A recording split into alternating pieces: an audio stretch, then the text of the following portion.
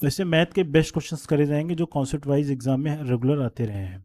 इसमें जितने भी क्वेश्चंस कराए जाएंगे आप इसको कॉन्सेप्ट को कहीं ना कहीं नोट करते रहिएगा, क्योंकि जितने भी क्वेश्चंस हैं रेगुलर एग्जाम में आपको देखने को। ये क्वेश्चन कह रहा है कि sum of vertically opposite angle x and y is 80। ठीक है, तो पहले आप वर्टिकली अपोजिट एंगल समझ लो। वर्टिकली अपोजिट एंगल का मतलब अगर दो लाइन अगर इस तरीके से ड्रॉ कर दिए जाएं, ठीक है, ड्रॉ कर दिए जाए तो ये जो एंगल बन रहा है आपको, ये वाला एंगल बन रहा है, और ये एंगल क्या है, वर्टिकली अपोजिट एंगल। और ये जो बाकी का जो आमने सामने का जो ये कोण बन रहा है, ये भी क्या है, वर्टिकली अपोजिट एंगल। और इन दोनों की प्रॉपर्टी क्या होती है, ये आपस से बराबर होते हैं। मतलब अगर एक्स मैं यहाँ पे ले रहा हूँ, अगर वाई यहाँ पे ले रहा हूँ, तो ये आपस से बराबर होंगे। तो एक्स इक्व टू वाई होगा, ये प्रॉपर्टी याद रखिएगा। ठीक, अगर हिंदी में इसको सिरसा विमुख कोण बोलते हैं, इंग्लिश में इसको वर्टिकली अपोजिट एंगल बोला जाता है। अब क्वेश्चन पे आ जाते हैं। क्वेश्चन में कह रहा है इन दोनों एंगल का जो सम है 80 डिग्री है। 80 डिग्री है, इसका मतलब ये हो गया कि क्योंकि ये आपस से बराबर भी है, बराबर होने का मतलब ये 40 डिग्री होगा और ये 40 डिग्री होगा, तभी तो जोड़ने पर 80 डिग्री आएगा। तो मतलब हमें एक्स और वाई की जो वैल्यू आ गई, यहाँ पे 40 डिग्री पता लग गई। ये बात समझ में आ गया। अब नेक्स्ट पॉइंट पे आते हैं। अब नेक्स्ट पॉइंट पे अगर आइए तो क्वेश्चन अब यहाँ से दूसरा पार्ट, एक पार्ट तो यहाँ तक खत्म हो गया, अब दूसरा पार्ट पढ़िए। Z is the complement of Y. Z complement of Y का क्या मतलब हुआ। कंप्लीमेंट्री, पहले एंगल समझते हैं। कंप्लीमेंट्री एंगल, ये भी एग्जाम के पॉइंट ऑफ व्यू से बहुत इंपॉर्टेंट है। ये भी एग्जाम में कई बार क्वेश्चन आया हुआ है। तो कंप्लीमेंट्री एंगल का मतलब क्या होता है, अगर मैं दो एंगल अगर बोल देता हूँ 1+2, अगर ये दोनों एंगल कंप्लीमेंट्री हैं इच अदर, तो इन दोनों का जो सम होगा 90 डिग्री होगा। इस बात को याद रखना है। ये कॉन्सेप्ट है इस क्वेश्चन का। ठीक है, अब इसको अप्लाई कर लेते हैं। अगर इसको अप्लाई करोगे आप, तो आप देखो Z is the complement of Y का इसका मतलब क्या हो गया, वाई प्लस जेड की जो वैल्यू आएगी ना, इन दोनों को सम करने में 90 डिग्री आएगी। ठीक है, तो इस वाले एक्सप्रेशन की हेल्प से हम जेड की वैल्यू फाइंड आउट कर सकते हैं। क्यों, क्योंकि हमें वाई की वैल्यू पता है 40 यहाँ पे दिया गया है। तो ठीक है, इसकी वैल्यू 40 रख लेते हैं, प्लस जेड रख लेते हैं, बराबर 90 कर लेते हैं। अब जेड की वैल्यू फाइंड आउट करोगे, जेड बराबर क्या हो जाएगा, 90 में से 40 घटाओगे तो 50 डिग्री आ जाएगा। इसमें किसी को कोई डाउट नहीं होगा। तो इस तरीके से हम लोगों ने एक्स वाई जेड की वैल्यू फाइंड आउट कर ली है। हमें क्या फाइंड आउट करना है, हमें एक्सप्रेशन की वैल्यू फाइंड आउट करना है जो यहाँ पे दे के रखा है। 3 times X minus Y plus क्या है, जेड है। ठीक है, इनकी वैल्यू फीडिंग करते हैं। एक्स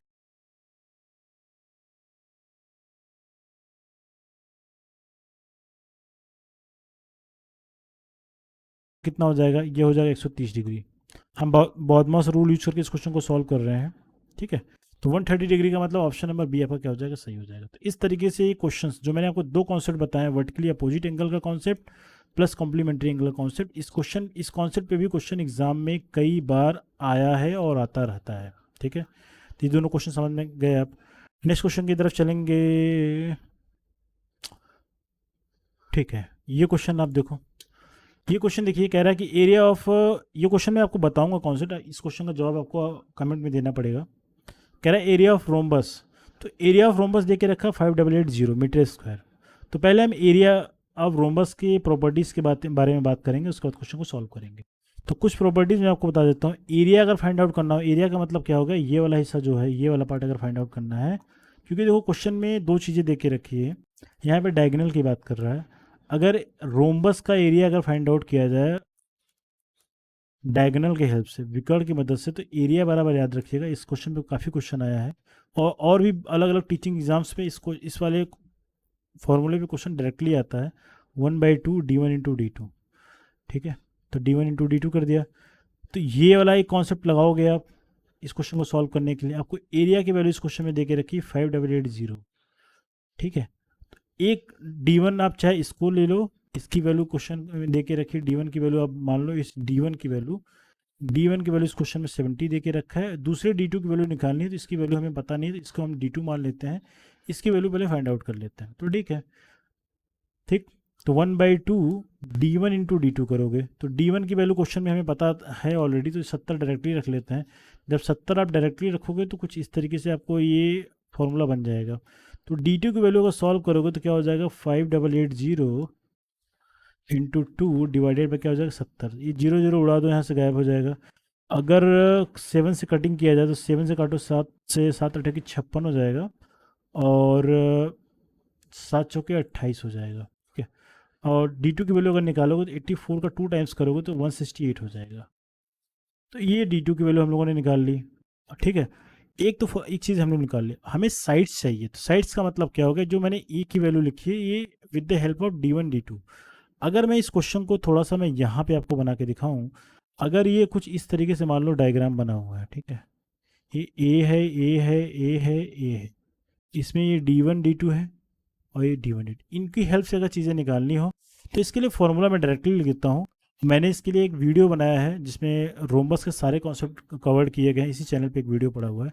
अगर आपको जानना है कि फार्मूला कैसे जनरेट होकर आया है तो वो आप जाके वहाँ पे देख लेना। तो ये फार्मूला होता है 1/2 under root D one square plus D two square. ठीक है, ये फार्मूला होता है। ये आपको अगर याद है एग्जाम के पॉइंट ऑफ व्यू से ज़्यादा बेहतर रहेगा, क्योंकि एग्जाम में ये सब अगर आप डिराइव करने जाओगे तो बहुत टाइम टेकिंग हो जाएगा। ठीक है, तो ये वाला क्वेश्चन का जब यहाँ पे अगर रखा जाए तो क्या हो जाएगा, 1/2 साइड हमें निकालना है, साइड का मतलब भुजा, तो under root 1/2 D one square plus D two square. अब यहाँ पे आप एक काम कर लेना, डी वन भी हमें पता लग चुका है, डी टू भी पता लग चुका है, इनकी वैल्यू रख के आप ए की वैल्यू निकाल लेना। इसमें से कोई ना कोई ऑप्शन आपको मैच कर जाएगा। इसका आंसर भी आप कमेंट में बताओगे मुझे। ठीक है, ठीक। अब नेक्स्ट क्वेश्चन की तरफ चलेंगे। ये क्वेश्चन देखो, ये क्वेश्चन काफ़ी इजी है और इस क्वेश्चन में थोड़ा सा डाउट लोगों को क्या रहता है मैं आपको बता देता हूँ। ये एक्चुअल में क्वेश्चन क्या है, राइट एंगल ट्रायंगल क्वेश्चन है, समकोण त्रिभुज क्वेश्चन। कभी भी अगर ऐसा क्वेश्चन दिखाई पड़े, ये क्वेश्चन एग्जाम में काफ़ी बार आ चुका है, इस पे क्वेश्चन बहुत अच्छे अच्छे बनाए जाते हैं। देखो इसमें इसको चाहे बेस ले लो, चाहे आप परपेंडिकुलर ले लो, चाहे इसको परपेंडिकुलर ले लो, चाहे इसको बेस ले लो, इससे कोई फ़र्क नहीं पड़ने वाला। लेकिन हाइपोटेन्यूज हमेशा ये वाला डेटा रहेगा, इस बात को याद रखिएगा, ये कभी नहीं बदलेगा, ये हमेशा एक ही रहेगा, हाइपोटेन्यूज रहेगा। इसको आधार या फिर लंब बोल सकते हो, आधार या लंब बोल सकते हो, इसको हिंदी में कर्ण बोला जाता है। ठीक है, ये बात समझ में आ गई। एक चीज़ और जाना, जो कर्ण होता है इसको हाइपोटेन्यूज आप बोलते हो, मैं पूरा नहीं लिख रहा हूँ। हाइपोटेन्यूज जो होता है ये तीनों भुजाओं में, चाहे वो बेस हो, ठीक है, बेस हो, चाहे आपका आधा परपेंडिकुलर हो, ठीक है, इन दोनों से बड़ा होता है। तो मतलब इन तीनों में ऑप्शन अगर आप देखो, सबसे बड़ी वाली साइड ये लास्ट वाली दिखाई पड़ रही है, तो ये क्या हो जाएंगे इस क्वेश्चन के जो साइड्स हैं, तो ये हमेशा याद रखना, ये जो चारों दिखाई, ये चारों आपको दिखाई पड़ रहे हैं, ये इस क्वेश्चन के लिए क्या हो जाएंगे, विकर्ण की तरह काम करेंगे। इसको डी फॉर डायगोनल लिख लेते हैं। ठीक, अब आते हैं कैसे पहचानते हैं कि ये राइट एंगल ट्रायंगल है। तो आपको एक कॉन्सेप्ट पता रहना चाहिए, आपको पता भी होगा बहुत सारे लोगों को। बेस का स्क्वायर कर लेते हैं प्लस हाइपोटेन्यूज का स्क्वायर, सॉरी प्लस परपेंडिकुलर का स्क्वायर कर लेते हैं, जो कि इक्वल होता है किसके, हाइपोटेन्यूज के स्क्वायर के बराबर होता है। इस बात को आप बेसिक याद रखिएगा, क्योंकि एग्जाम में काम आएंगे आपका। ठीक है, मैं आपको एक बेसिक सा एग्जांपल बताऊंगा। कोई इस तरीके से अगर मान लो ट्रायंगल है, इसकी इसकी वैल्यू 3 है, इसकी 4 है, इसकी 5 है। अगर मैं बोलता हूँ ये राइट एंगल ट्रायंगल, आप क्या करोगे, 3 का स्क्वायर करोगे और प्लस 4 का स्क्वायर करोगे, इन दोनों का सम 5 के स्क्वायर के अगर इक्वल अगर आ गया तो ये बोलोगे right angle triangle. Right angle triangle का मतलब ये एंगल 90 डिग्री है। ठीक है, तो 3 का स्क्वायर करोगे 9 और 4 का स्क्वायर करोगे 16 हो जाएगा। दोनों को अगर आपस में ऐड करोगे तो 25 आ जाएगा। 5 का स्क्वायर करोगे 25 आ जाएगा। इनका सम आपस में क्या हो रहा है, आपस में इक्वल है। ठीक है, इक्वल हो जा रहा है, तो ये क्या हो जाएंगे, right angle triangle.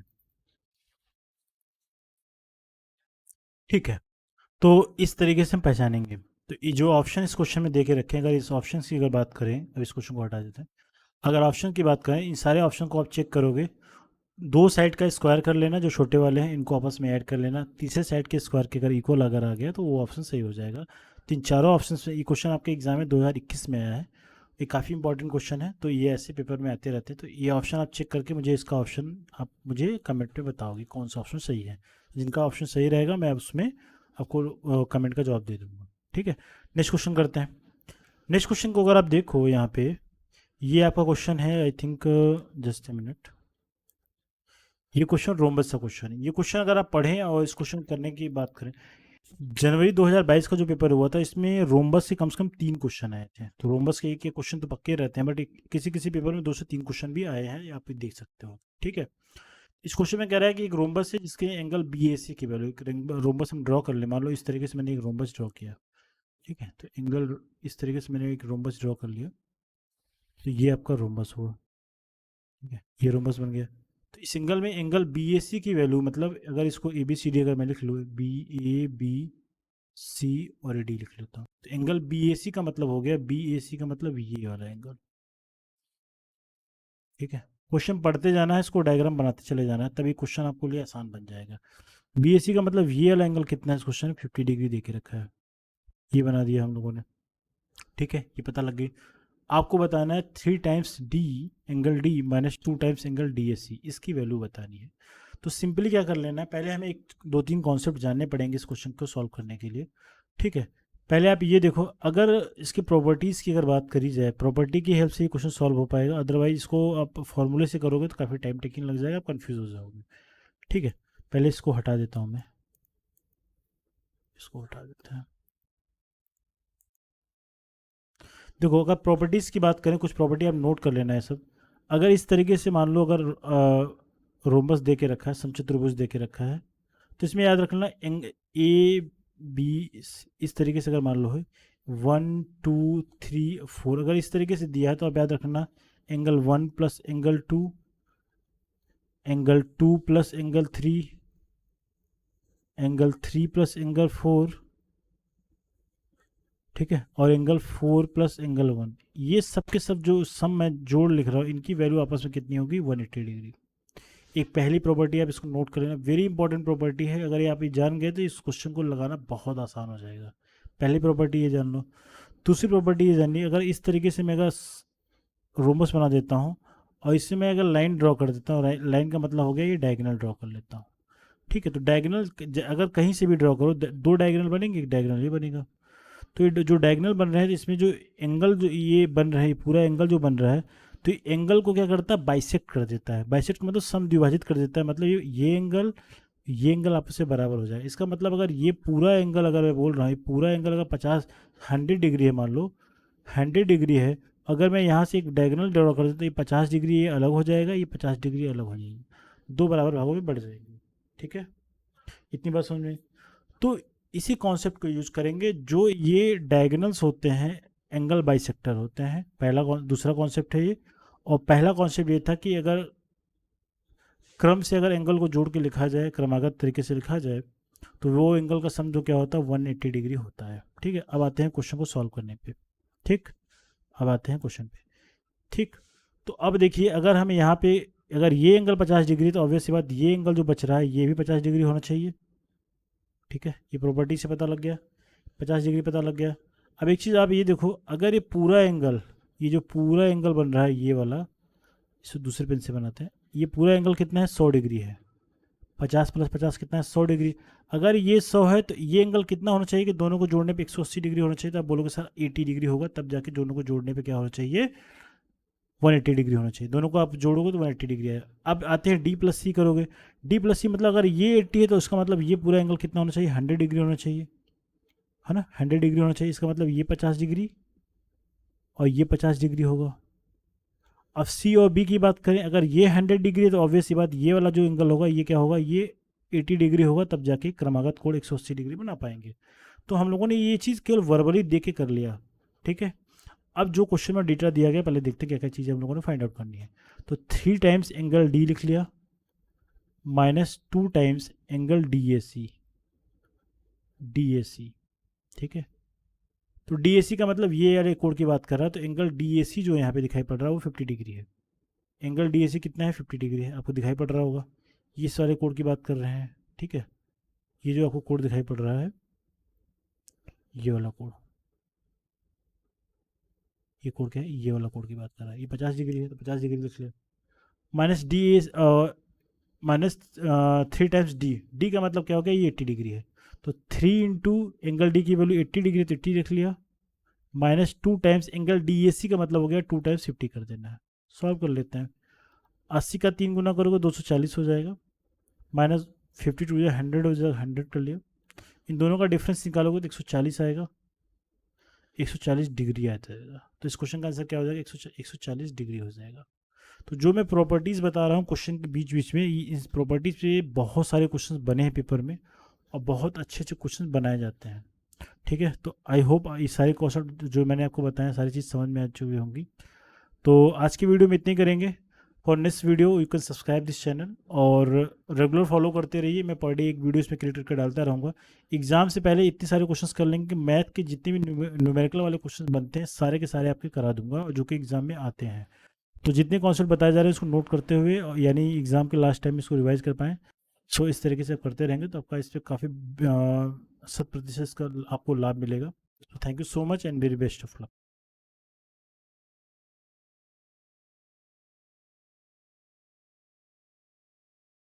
Thank you.